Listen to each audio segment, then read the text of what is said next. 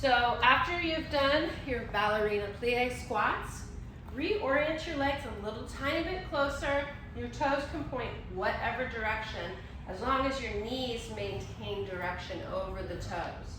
Get a bit heavier of a weight and go down like you're going to do a plie and continue like you are a sumo wrestler.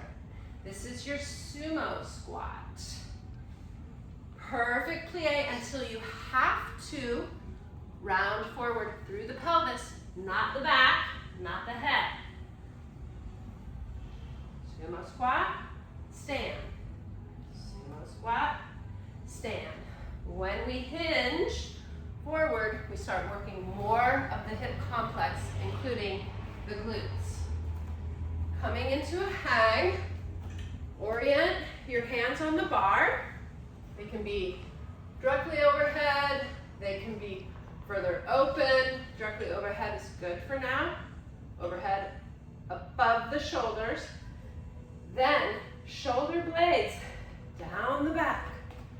And when I start to load, by taking the weight off the floor, I don't let the shoulder orientation change. My core helps me stay aligned, and then I'm going to try and bring my legs up to engage my core even more and help support that hang. It's not a dead hang.